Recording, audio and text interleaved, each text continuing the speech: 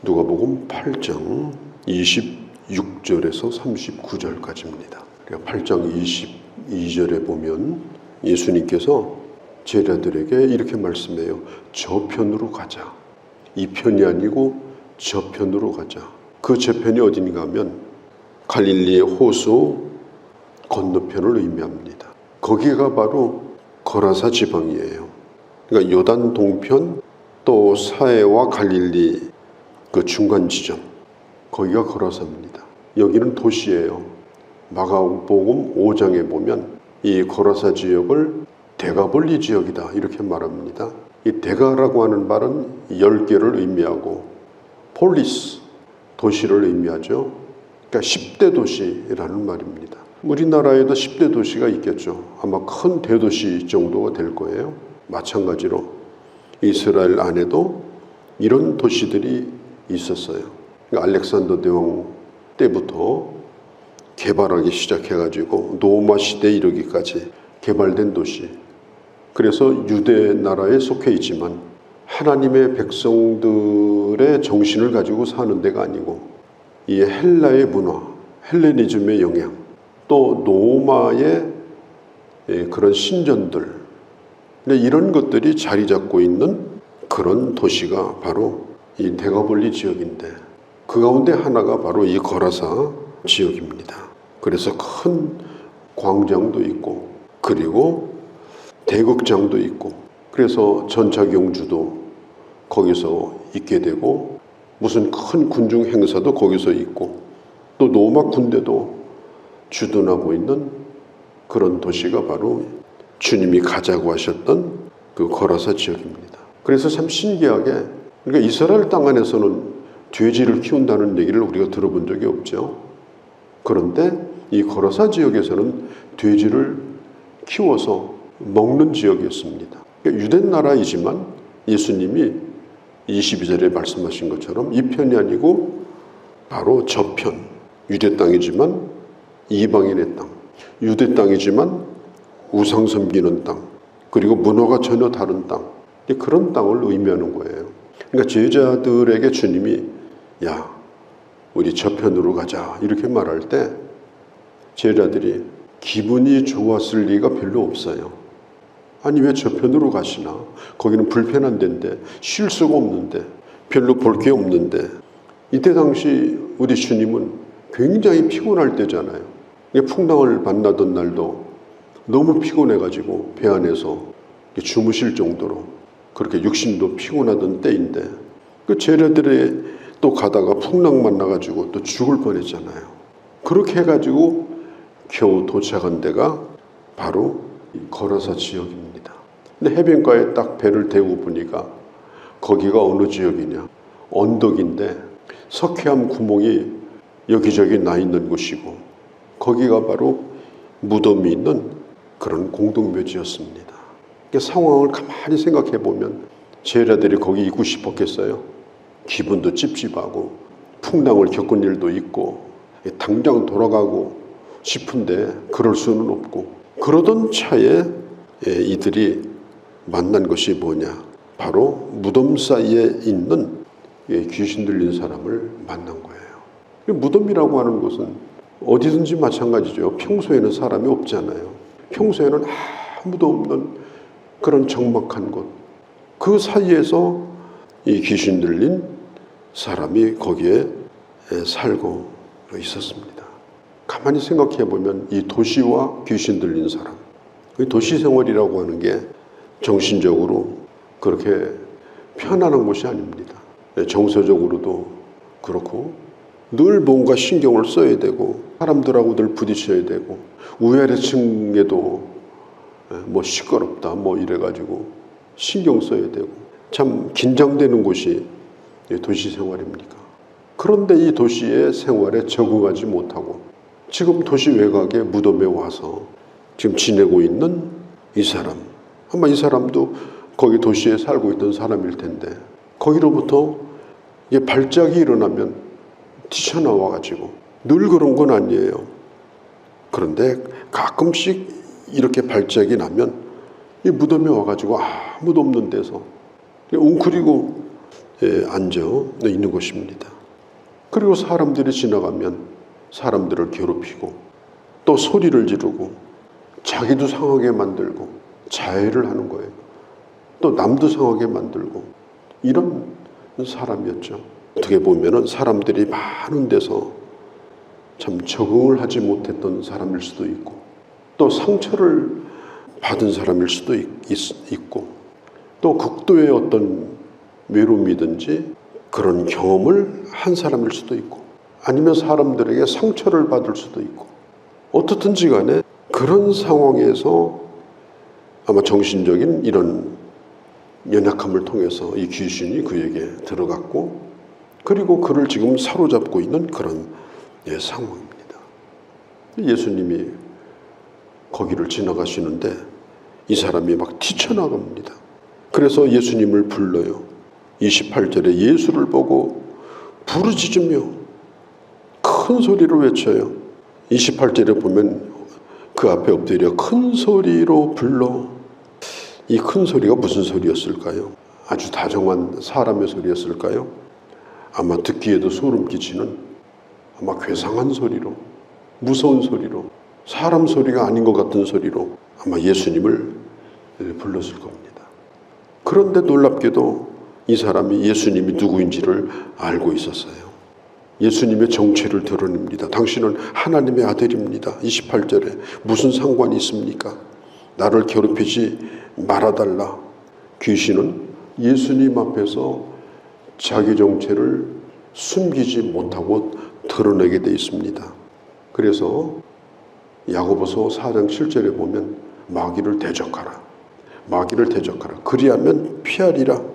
또 요한일서 5장 8절에도 보면은 우리와 함께 하신 하나님은 강하기 때문에 하나님의 사람을 손도 대지 못한다. 영적으로 보면 이 악한 세력이 이 세상을 사로잡고 또 약한 자들을 지배하고 싶어 하지만 예수를 믿고 거듭나고 하나님의 성령이 함께하고 있는 사람은 결코 손을 대지 못한다. 예수 그리스도 앞에서 이 귀신 들린 사람이 무장해제를 당하죠. 꼼짝도 못해요. 어떤 힘도 쓰지 못해요. 예수님 앞에서는 이건 아무것도 아닙니다. 왜냐하면 이 영적 세계에도 이 질서가 있는 겁니다. 뭐 귀신이 예수님에게 막 달려든다든지 예수님에게 막 항의를 한다든지 이런 건 없어요. 왜? 예수님이 누구인가를 알기 때문에. 그래서 이 교회 안에 이 잘못 들어온 이 귀신론, 이제 그런 것이 뭐냐면은 이 무속신앙하고 샤머니즘, 그 다음에 성경, 이런 걸 그냥 본목을 만들어가지고 사람들을 현혹시키는 그런 게 있어요. 그건 잘못된 귀신론입니다. 하나님의 사람들은 절대로 귀신이 손대지 못합니다. 하나님의 성령이 함께하고 하나님이 지켜주는 자이기 때문에 우리는 분명히 이것을 믿는 거예요. 그래서 저는 가끔 얘기합니다마는 예배 시간에 대피기도 시키면 그런 걸 어디서 배우는지 난 잘 모르겠어요. 예배 시간에 대피기도자가 이 시간 악한 영이 역사하지 않게 해주시고, 아니 예배 시간에 왜 악한 영이 역사합니까? 이게 잘못 배운 거예요. 하나님의 사람은 악한 영이 손대지 못합니다. 특별히 삼일체 하나님께서 함께 하시고 그 예배를 받으시고 그리고 영광을 받으시는 그 귀한 시간에 어디 악한 영이 역사할 수가 있어요. 그런 것을 우리가 잘못 배우면 안 돼요. 하나님의 백성을 보장해 주시는 하나님의 우리는 능력을 믿고, 그리고 이미 악한 사단의 역사는 예수 그리스도에게 머리가 깨져버렸기 때문에 주님 편에 있는 사람들을 손대지 못한다. 우리는 이것을 분명히 믿고 살아야 됩니다. 29절에 보면은 귀신이 가끔 이 사람을 붙잡음으로, 그러니까 어떤 때는 제정신이 들어요. 근데 어떤 때는 이게 사로잡히면은 집을 뛰쳐나가요. 그래서 저 광야나 이런 무덤 같은데 가게 됩니다.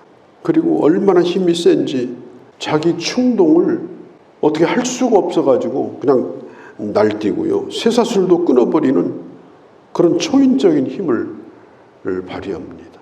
초인적인 힘, 초인과 광인, 미친 자와 그리고 어마어마한 힘을 쓰는 자, 그게 이 사람이 지금 보여주는 모습이에요. 귀신의 지배를 받는 겁니다. 예수님께서 물어요. 너 이름이 뭐냐? 그러니까 30절에 군대입니다. 군대입니다. 이 군대라는 말이 헬라어로 레기온이라는 말인데 1군단, 한 군단을 군대라고 그래요. 이스라엘 역사에 보면 로마가 이스라엘을 다 점령을 했는데, 그러니까 예수님이 돌아가시고 나서 얼마 안 돼가지고 점령을 했는데, 그때 마사다라고 하는 요새, 이스라엘에 가면 마사다 요새가 있습니다. 거의 1000명 가까운 유대인들이 거기서 자기를 내서 죽었죠. 오래도록 유대인들이 거기서 저항을 했습니다. 그리고 나중에는 이 로마 군대가 옆에다가 산처럼 토성을 쌓습니다. 그때 로마 군대가 10군단이에요. 군단 가운데 1, 2, 3, 4 해서 10군단. 10군단이 와가지고 마지막 유대인의 멸망을 시켰던 군대인데, 그러니까 이 한 군단이 이 로마 군대에서는요 어마어마한 힘을 가지고 있어요. 약 한 6,000명 정도 됩니다. 그런데 이 사람 속에 들린 귀신이 얘기하는 거예요. 네 이름이 뭐냐? 나는 레기온이다. 이 말은 뭐냐? 나는 한 군단이다. 한번 생각해 보세요. 한 사람 속에 이 어마어마한 이 레기온이 들어가 있는 거예요. 한 사람 속에. 참 끔찍한 일이죠. 그러니까 이 한 사람이 그걸 감당을 못해. 자기 정신 가지고 컨트롤이 안 되는 거예요. 자기 마음대로 살아갈 수가 없어요. 자기 의지가 없는 거예요. 그런데 1군단도 무한대는 아니에요. 숫자가 한계가 되어 있습니다. 또 이게 증식되거나 무슨 영화 보면은 뭐 만지면 막 또 생기고 또 막 증식하고 막 이런 거 있잖아요. 분열되고 막 그러면서, 그렇지 않습니다. 이 귀신은 숫자가 한계가 되어 있고 분열도 안 되고 증식도 안 돼요. 수는 많지만 고정된 숫자입니다. 그게 바로 레기온. 그러면서 이렇게 말해요. 31절에 무저갱으로 들어가라고만 하지 마옵소서. 무저갱이 어디예요? 지옥이에요. 그러니까 자기가 갈 곳을 알고 있어요. 이 귀신은. 그러니까 지옥으로 들어가라고 그 말만 하지 마십시오. 그러면서 마침 가까이에 방목하고 있는 돼지떼가 있었어요. 32절에 보니까 그 돼지에게로 가게 허락하심을 간구하니, 그때 예수님이 이에 허락하시니, 그리고 그 사람에게서 이 귀신이 떠나면서 그때 그 언덕에, 저도 이제 걸어서에 갔을 때 그 물가가 있고 쭉 이렇게 언덕이 있어요. 아마 거기에서 아마 돼지를 이게 방목을 한 것 같습니다. 그런데 한 2,000마리나 되는 이 방목해서 키우는 돼지가 갑자기 말하자면 패닉 상태가 된 거예요. 그래서 산으로 가지 아니하고 전부 물속으로 뛰어들어가서 거기서 죽게 됩니다. 돼지가 수영을 할까요? 안 할까요? 돼지는 물에 뜹니다. 물에 빠져 죽질 않아요. 그러니까 수영을 못해서 죽은 것이 아니에요. 귀신의 역사로 죽은 겁니다. 정말 끔찍한 일이죠. 참 이걸 보면서 예수님이 왜 저편으로 가자고 했을까? 우리가 비로소 알게 되죠. 이 한 사람, 이 도시 사람이었지만 미쳐서 무덤가에 살고 있는 이 한 사람을, 그 안에 있는 귀신을 내어 쫓으시고 그를 정상으로, 그 불쌍한 사람을 만들어주기 위해서 주님이 그 풍랑을 무릅쓰고 피곤해서 그 배 안에서 주무시면서, 제자들은 또 얼마나 고생했습니까? 그러면서 이곳에 오게 된 거예요. 그리고 이 한 사람을 살리기 위해서 돼지 2,000마리가 죽었습니다. 값으로 따지면 아마 몇 억은 되지 않겠습니까? 한 영혼을 사랑하는 마음, 한 영혼의 가치를 귀하게 여기는 마음, 그게 주님의 마음이에요. 그런데 마음이 다 똑같지 않았어요. 그 돼지를 키우던 사람들은 뭐 예수님들은 항의할 수가 없잖아요. 돼지들이 자기 발로 들어가서 죽었으니까. 근데 문제는 뭐냐? 그거 말고도 키우던 돼지가 다른 사람들이 또 있었어요. 사람들이 큰 걱정을 해요. 야, 예수님이 여기 더 머물렀다가는 우리 동네 돼지 다 씨말른다. 정신이 번쩍 들어가지고요, 예수님을 그 동네에서 떠나게 해달라고 요청을 합니다. 여기 있지 말아달라고, 떠나게 해달라고. 우리 동네 이런 사람이 많은데, 병든 사람도 많은데 잘 오셨습니다. 고쳐주십시오. 돼지가 문제겠습니까? 그렇지 않았어요. 사람의 생명 또 영혼을 구하는 것보다는 자기 손에 들어오는 이익이 중요한 사람들, 자기 이익이 더 아까운 사람들, 이런 사람들이 바로 오늘 이 거라사의 사람들이었던 것입니다. 그래서 결국은 주님은 그곳에 더 머무를 수가 없었고, 이 사람이 제정신 돌아온 사람이 제자들과 함께 예수님을 따라가려고 하니까 따라가지 말라 그러면서 뭐라고 그래요? 가서 집으로 돌아가서 너의 가족들에게, 너의 친족들에게 내게 하나님이 어떻게 큰 일을 행하셨는지 그걸 말하라. 그가 가서 예수께서 자기에게 어떻게 큰 일을 행하였는지 온 성내에 다니면서 전파했다. 미친 사람이 전도자가 되었습니다. 광인이 이제는 예수 그리스도의 사람이 돼서 하나님의 말씀을 전하는 그런 귀한 삶으로 변화되었습니다. 참 우리도 이게 도시 생활을 하지만 귀신 들려 사는 건 아니죠. 그러나 정신적인 압박 가운데 많은 스트레스를 받고 사는데 정말 성령 충만해서 어두운 그림자가 우리 안에서 떠나가고 늘 밝은 빛 가운데 우리의 심령이 성령 충만해서 참 주님 안에서 주와 동행하며 믿음으로 승리하는 그런 귀한 주의 자녀들이 되어주시기를 바랍니다. 거룩하신 우리 아버지, 저편 사람들이 외면하고 그리고 불결하다고 가지도 않던 그 땅, 우리 주님은 피곤에 지쳐 있을 때 풍랑이 몰아치던 그런 가운데도 그 땅에 가셔서 그 한 사람을 찾으사 제정신이 돌아오게 하시고 그를 전도자로 삼아 온 성이 예수 그리스도의 하신 일을 듣는 귀한 역사가 나타났습니다. 아버지, 돼지 2000마리보다 한 영혼을 더 사랑하셨고 그를 구원하셨던 주님의 그 영혼을 사랑하는 심령이 우리의 마음이 되게 하시고, 아버지, 저희들도 이 땅에 성령의 역사로 어둠 가운데 있는 자들을 어둠을 물리치고 저들을 빛 가운데로 인도하며 주님을 만나게 하는 귀한 일에 저희들도 쓰여지기를 원합니다. 오늘 야로도 주께 의탁하오며 우리 주 예수님의 이름으로 기도하옵나이다. 아멘.